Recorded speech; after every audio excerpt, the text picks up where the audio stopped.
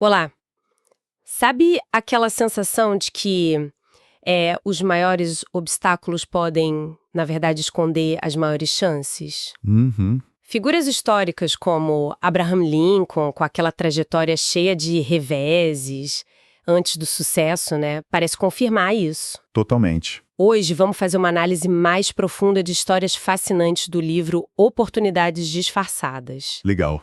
Nossa missão é explorar como momentos de crise, sabe? Competição feroz, falta de grana, até erros mesmo, podem ser o ponto de partida para inovações e sucessos, assim, inesperados. Exato. O material é muito rico, cheio de exemplos que mostram como a dificuldade pode ser tipo um belo disfarce para a oportunidade. Ok, vamos desembrulhar isso. Perfeito. Vamos investigar como indivíduos e empresas não apenas superaram desafios, mas os transformaram em combustível, né? Isso. É muito interessante observar os padrões que emergem dessas histórias, o que elas nos dizem sobre criatividade e resiliência quando o cenário aperta. Vamos começar pelas crises, então. A Grande Depressão nos Estados Unidos, por exemplo, um período de aperto econômico brutal. Sim, terrível. Foi justamente aí que Charles Darrow popularizou um jogo de tabuleiro sobre comprar e vender imóveis, o Monopoly. Como algo tão ligado ao capitalismo floresceu na maior crise do sistema. Assim, parece um paradoxo, né? É uma história cheia de ironias mesmo. O Darrow, que estava desempregado, e, bem, ele adaptou uma ideia pré-existente de uma mulher chamada Lizzie Magie, lá de 1903. Ah, não foi a ideia original dele? Não. E o curioso é que ela, a Lizzie Magie, queria alertar sobre os perigos do monopólio com o jogo dela. Que virada! Pois é, o Darrow, sentindo que as pessoas queriam sonhar com riqueza naqueles tempos difíceis, ele simplificou o jogo, focou mais na fantasia de acumular propriedades, e aí depois de uma recusa inicial, ele convenceu a Parker Brothers a produzir. E deu certo. Virou um fenômeno global, fez dele o primeiro criador de jogos milionário. A oportunidade estava ali, entender a necessidade psicológica do momento, sabe? O escapismo, a chance de ser rico mesmo que só no tabuleiro. Poxa! E a criadora original? A Meg acabou sem crédito ou royalties expressivos pela versão que ficou famosa. Uma pena. Nossa, incrível como o contexto muda tudo. E tem gente que lucra diretamente com a desgraça alheia, certo? Tipo aquele site do início dos anos 2000. Ah, sim, o factcompany.com, isso. Criado pelo Philip J. Kaplan, um web designer que também ficou desempregado depois que a bolha da internet estourou. Nossa, e o que o site fazia? Era brutalmente direto. Ele noticiava em primeira mão quais empresas de tecnologia estavam quebrando, demitindo, sabe? Sendo vendidas. Virou leitura obrigatória no Vale do Silício justamente por informar sobre o caos. Alimentando-se da própria crise. Exatamente. E ele faturou alto, com publicidade no auge do pânico. Isso me lembra o que o escritor James Surowiecki chama de efeito manada, não é? Aquela tendência de seguir o fluxo. Perfeito. O efeito manada é isso. A tendência das pessoas de imitar o comportamento da maioria, muitas vezes sem pensar muito. Seja investindo quando todo mundo investe ou fugindo quando todo mundo foge. O que pode até piorar uma recessão, né? Faz sentido. Mas esses exemplos mostram o valor de ir contra a corrente, de ter uma mentalidade contra-intuitiva. Pega a Nintendo nos anos 80. O mercado de videogames parecia ter implodido. A Atari e outras gigantes estavam jogando a toalha. E como a Nintendo viu diferente. Todo mundo estava saindo do mercado, era o fim, parecia. A grande sacada da Nintendo foi questionar o diagnóstico. Tipo, será que o problema era um mercado saturado ou era a falta de novidade dos próprios jogos? Eles apostaram que era a segunda opção. Lançaram jogos radicalmente novos, tipo Super Mario Bros., focando primeiro nas crianças menores. Essas crianças não tinham a memória afetiva ou a resistência dos mais velhos aos jogos antigos. E aí? Ver os pequenos se divertindo tanto acabou atraindo os irmãos mais velhos de volta para o videogame. A Nintendo não só ressuscitou um mercado que todo mundo dava como morto, como passou a dominar, 80% dele. Caramba! A crise dos outros foi a plataforma de lançamento deles, porque eles invalidaram a premissa de que o mercado acabou. Foram na contramão total. Uma bela virada mesmo. E quando o desafio não é uma crise geral, mas a competição direta quase sufocante, A indústria suíça de relógios nos anos 70 passou por isso, né? Ameaçada pelos relógios asiáticos. Sim, japoneses principalmente, com tecnologia de quartzo, baratos, precisos. E os suíços com aqueles mecanismos caros, artesanais. Exato. Foi uma ameaça existencial para eles. A solução veio de uma aliança improvável entre duas grandes rivais suíças. Ah, elas se juntaram? Tiveram que se juntar. E, primeiro, tiveram a humildade de copiar os concorrentes. Automatizaram a produção, simplificaram o produto, menos peças, pulseira de plástico, mas a verdadeira genialidade foi outra coisa. O que foi? Foi ressignificar o relógio. Como assim, ressignificar? Eles pegaram o relógio, que antes era um bem durável, quase uma joia para a vida toda, sabe? E transformaram num acessório de moda. Ah. Criaram o Swatch lançado em 83, com coleções sazonais, cores vibrantes, design moderno. Foi um fenômeno. Que demais! A pressão competitiva não só forçou a mudar a produção, mas a mudar a categoria do produto na cabeça do consumidor. Revitalizou a indústria suíça inteira. Essa ideia de ser forçado a mudar por um problema específico é interessante mesmo. Me faz pensar no McDonald's, que não era exatamente competição, mas é um problema com a própria clientela, né, no começo. Exato, bem lembrado. Os irmãos McDonald tinham um drive-in popular, mas sofriam com adolescentes que ficavam horas, consumiam pouco, faziam barulho e, o pior, afastavam as famílias, que gastavam mais. Entendi. E a solução? Foi drástica e focada nesse problema operacional. Eliminaram o estacionamento amplo, acabaram com os garçons nos carros, enxugaram o cardápio de 25 itens para uns poucos focados na rapidez, hambúrguer, batata frita, milkshake. Ah, nasceu aí o fast food. Basicamente, criaram um sistema onde o cliente pedia no balcão e recebia em segundos. Isso resolveu o problema da turma da bagunça e atraiu as famílias.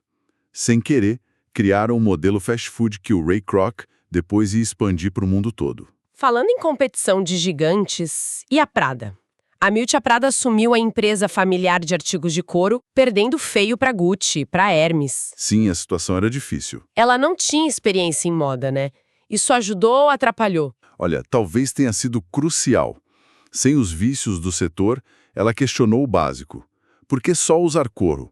Foi contra a tradição da família, buscou alternativas e achou no nylon de paraquedas militares um material leve, resistente e totalmente inesperado para bolsas e mochilas de luxo. Nylon de paraquedas? Que ideia! Foi uma inovação que veio de fora da caixa, justamente pela perspectiva externa dela, sabe? E pela pressão da concorrência, claro. Essa pressão externa, aliás, frequentemente força colaborações que não aconteceriam em tempos normais. Como assim? Pensa na união dos produtores de açúcar em São Paulo para evitar guerras de preço.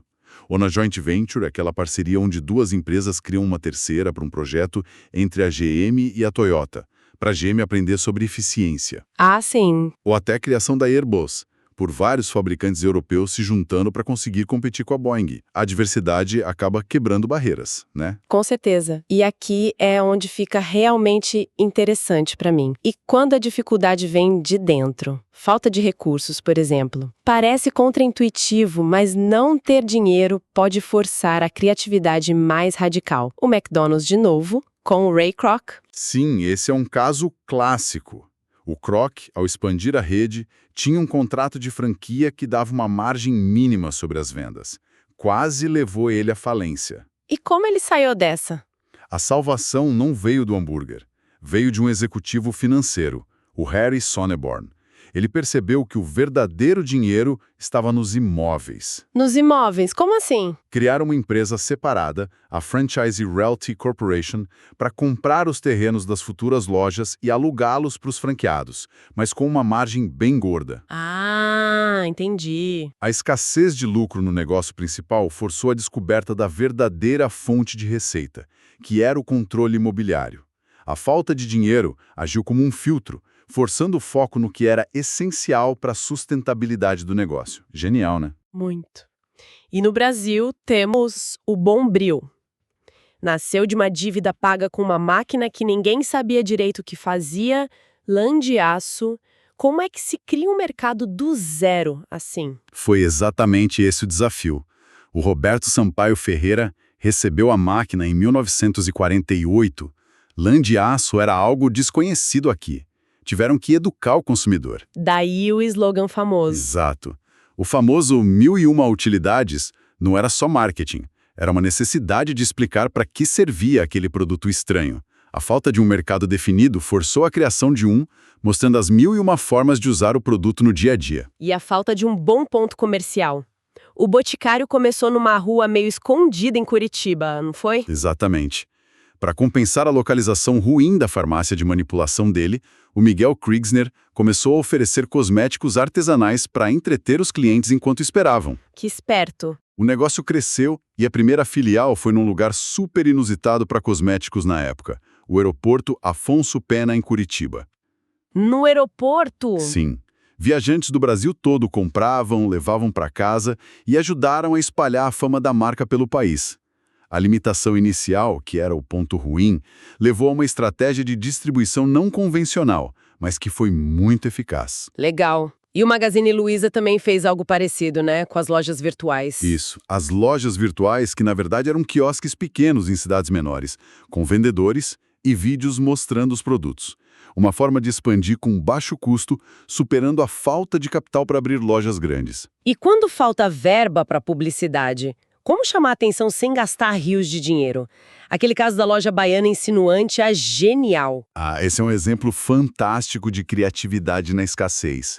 Eles queriam anunciar no programa do Silvio Santos, mas não podiam pagar o cachê do locutor oficial, o Lombardi, nem a veiculação nacional. E aí? A solução, contrataram um imitador do Lombardi e compraram um espaço publicitário só na retransmissora da Bahia. Na hora do comercial nacional, o sinal era interrompido localmente e entrava o clone do Lombardi falando só para a Bahia. Mentira! E o público? Nem percebia. Pura astúcia para economizar. Que máximo! E a CSN com o adesivo nasal Breathe Right nos Estados Unidos? Sem verba, como eles chegaram ao público? Usaram uma tática que hoje a gente chamaria de marketing de influência ou de guerrilha, talvez. Sem dinheiro para anúncios, enviaram amostras grátis para todos os times da NFL, a Liga de Futebol Americano. E deu certo. Muito. A aposta era que atletas, buscando melhorar a respiração, usassem o produto. Vários jogadores apareceram usando adesivo em jogos televisionados para todo o país. Visibilidade massiva e gratuita que nasceu da falta de orçamento para o marketing tradicional. Foi um jeito muito inteligente de colocar o produto nas mãos e nos narizes certos. Ok, já falamos de falta de recursos. Mas e os erros, os fracassos? Geralmente a gente tenta esconder, né? Mas parece que eles podem ser fontes de inovação também. O post-it é o exemplo clássico, né? Sem dúvida. O Spencer Silver, químico da 3M, estava tentando criar um super adesivo e acabou com uma cola fraca que grudava e desgrudava fácil. Foi considerado um fracasso na época. E aí? Anos depois, um colega dele na 3M, o Art Fry, cantava no coral da igreja e se irritava com os marcadores de página que caíam do inário dele. Ele precisava de algo que fixasse, mas sem estragar o papel. Lembrou da cola inútil do Silver. Ah, ele conectou as coisas. Exatamente. A conexão entre o problema, o marcador caindo, e a solução fracassada, a cola fraca, levou ao post-it. Um erro que encontrou seu propósito muito tempo depois. Incrível. E aquele sabonete da Procter & Gamble que flutua, o Ivory? Isso, o Ivory, foi um acidente de produção puro.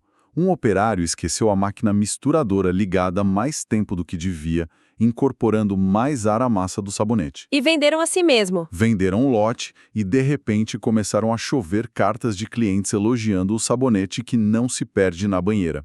A P&G investigou, descobriu o erro e o transformou num diferencial competitivo. Que sorte! E a garrafa da Coca-Cola também foi erro. Um erro curioso. Eles queriam um design único para combater as imitações, baseado nos ingredientes, né? Folha de coca, noz de cola. Mas o designer, pesquisando imagens, parece que se inspirou por engano numa ilustração do fruto do cacau. Do cacau, nada a ver. Pois é. Mas o resultado foi a garrafa Contor, um ícone mundial nascido de um erro de pesquisa visual. Nesses casos, parece que a sorte ajudou um pouco. Mas e quando o fracasso é grande, planejado e mesmo assim dá errado? Como Ford Edison. Esse foi feio, né? O Edison foi um fiasco monumental lá em 1957. Isso apesar de muita pesquisa de mercado que fizeram. O carro era considerado feio, caro, totalmente desconectado dos desejos do consumidor da época. E o que a Ford fez? Só lamentou. Não. O fascinante é como a Ford analisou o fracasso. Eles perceberam que erraram ao focar só na rela do consumidor, ignorando o estilo de vida e que o design já estava ultrapassado quando lançado. Aprenderam com o erro, então. Exatamente. Essa análise crítica do erro foi a base para o projeto seguinte, o Mustang. Lançado poucos anos depois, focado num público jovem, com estilo, foi um sucesso estrondoso. O fracasso do Edison foi, na verdade, a lição de casa caríssima que possibilitou o acerto do Mustang. Que virada! A Toyota também teve um começo difícil nos Estados Unidos, né? Desastroso. O primeiro carro deles lá, o Toyota Crown, em 57, era completamente inadequado para as estradas e velocidades americanas. Superaquecia, bebia óleo, era frágil. Um desastre. E desistiram? Foi retirado do mercado. Mas em vez de desistir, a Toyota fez algo crucial. Usou todo o feedback negativo como se fosse pesquisa de mercado gratuita. Entenderam exatamente o que precisava mudar. Durabilidade, potência, adaptação ao uso americano. E voltaram. Voltaram em 1965 com o Corona, um carro já projetado pensando no mercado americano. Foi o início da escalada da Toyota para se tornar líder global. O fracasso inicial foi a semente do sucesso futuro. Essa ideia de aprender com o fracasso se aplica até fora dos negócios, né? Você mencionou Winston Churchill. Sim, é um ótimo exemplo fora do mundo empresarial. Após o desastre militar de Galípoli na Primeira Guerra, pelo qual ele foi muito responsabilizado, Churchill passou anos no que chamam de ostracismo político. Ficou de fora. Ficou. E ele mesmo disse que esse período difícil, fora do poder, permitiu que ele estudasse a fundo a ascensão da Alemanha nazista e a situação internacional sem as pressões partidárias do dia a dia. Ele teve tempo para pensar. Exato. Quando a Segunda Guerra estourou, ele estava singularmente preparado, com uma perspectiva e um conhecimento que, talvez, ele não tivesse adquirido se continuasse no governo o tempo todo. O fracasso anterior acabou pavimentando o caminho para a liderança dele depois. Interessante. Falando em aprender, vamos para a importância de ouvir o mundo lá fora. Clientes, funcionários, o ambiente em geral. A Disney teve um problema com a motivação da equipe. Como eles resolveram isso? Nos anos 70, eles perceberam que funcionários em funções vistas como menores, pipoqueiros, varredores, se sentiam desvalorizados, e isso afetava o atendimento, a experiência no parque. Faz sentido. E qual foi a solução? Foi conceitual e brilhante. Ninguém mais era contratado por uma função, mas sim como um ator, um cast member desempenhando um papel. O pipoqueiro era um ator interpretando o melhor pipoqueiro do mundo. O treinamento virou ensaio. Mudou a perspectiva. Totalmente. Isso elevou o moral, a qualidade da performance de cada um e reforçou a magia do parque. Foi ouvir a insatisfação implícita da equipe e redefinir o trabalho deles. Que legal. E às vezes a ideia vem diretamente de um cliente, como você falou da estatueta da Rolls-Royce, ou de perceber uma frustração geral, como o Steve Jobs com a música digital. Exato. A Spirit of Ecstasy, aquela estatueta no capô, nasceu do pedido específico de um cliente, o Lord Montagu, lá em 1909, que queria um mascote exclusivo para o carro dele. A Rolls-Royce gostou e adotou a ideia. E o Jobs? Já o iPod e o iTunes surgiram da percepção aguda do Steve Jobs sobre a frustração dos consumidores. Era difícil comprar música digital legalmente na época e os MP3 players eram confusos de usar. Ele ouviu essa dor do mercado e criou um ecossistema integrado, o aparelho e a loja, que resolvia o problema de forma elegante. Foi ouvir e agir sobre uma necessidade latente do público. Mas não é só ouvir, né? Observar o comportamento também é a chave, certo? O caso do Swiffer que você mencionou. Fundamental. A Procter & Gamble queria desenvolver um novo aspirador de pó. Um consultor, observando uma senhora limpar a casa dela, notou algo interessante. A dificuldade dela não era bem aspirar, mas limpar aquele pó fininho que ficava no chão depois de varrer e antes de passar o pano úmido. Aquela poeirinha chata. Essa mesma. Ninguém tinha um produto específico para essa microetapa da limpeza. Essa observação atenta levou à criação do Swiffer, um produto para essa necessidade negligenciada que virou um sucesso gigantesco. A solução estava ali, do lado do problema inicial que eles queriam resolver. Que observação! E a Harley Davidson, que mandou os executivos para encontros de motoqueiros quando estava em crise, o que eles descobriram lá? Eles observaram a paixão dos proprietários em customizar suas motos, trocar peças, pintar, deixar a moto com a sua cara, sabe? A empresa estava perdendo feio para japonesas em preço e confiabilidade, mas percebeu que tinha algo que as outras não tinham. Uma comunidade e uma identidade muito forte. A cultura Harley. Exatamente. Então, passaram a oferecer mais opções de customização direto de fábrica e, o mais importante, criaram o HOG, Harley Owners Group. Isso fortaleceu a lealdade, transformou a posse da moto num estilo de vida e ajudou a reerguer a marca. Foi observar e nutrir a cultura que já existia em torno do produto. Ampliando o olhar, observar necessidades básicas no ambiente geral também gerou oportunidades. O jeans é um exemplo disso, então. Perfeito. Na Corrida do Ouro na Califórnia, o Levi Strauss, que era um imigrante, viu que os mineradores precisavam de calças muito mais resistentes do que as normais. E o que ele fez? Começou usando lona de tenda, depois passou para o denim, aquele tecido de Nîmes, na França. E a ideia dos rebites de metal para reforçar os bolsos veio de um alfaiate Jacob Davis, que era cliente do Strauss e via os bolsos rasgando. Juntos, eles patentearam a calça jeans. Nasceu de observar uma necessidade fundamental e não atendida num contexto bem específico. E o Max Factor com a maquiagem para o cinema colorido. Foi observar o impacto de uma nova tecnologia. O Technicolor, o filme colorido, era implacável com a pele das atrizes. Revelava imperfeições que o preto e branco escondia. Imagina o pânico. Total. O Max Factor, que era maquiador das estrelas, percebeu essa necessidade urgente de uma solução. Ele desenvolveu a base Pancake, mais espessa, mais uniforme, que criava aquela pele de porcelana perfeita na tela. Resolveu um problema técnico e estético crucial para a indústria do cinema. Nossa, muitos exemplos vêm daí. Sim, muitos outros seguem essa linha.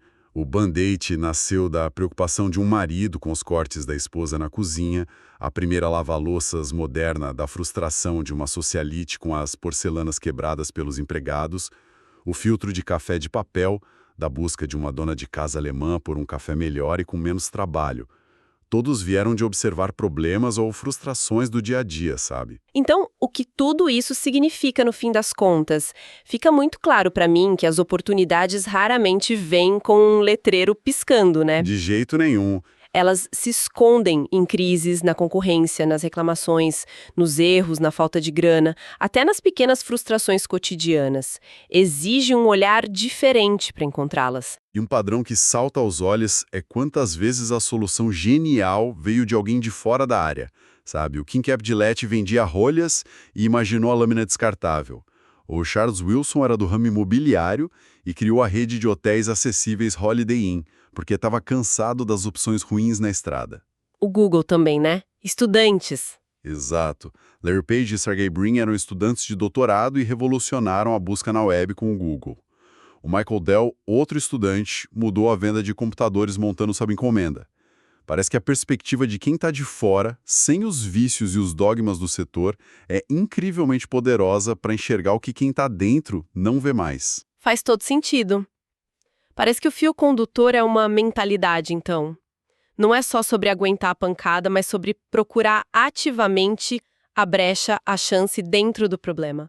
Uma mistura de curiosidade, resiliência e vontade de questionar o sempre foi assim. Exatamente.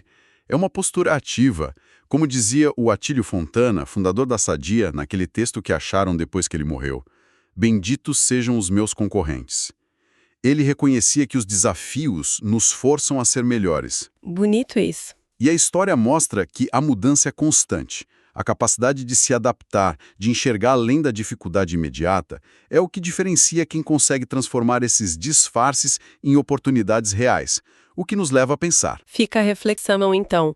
Qual o desafio atual, talvez algo que esteja incomodando a gente neste exato momento, pode ser, na verdade, a próxima grande virada, a próxima inovação esperando ali escondidinha para ser descoberta.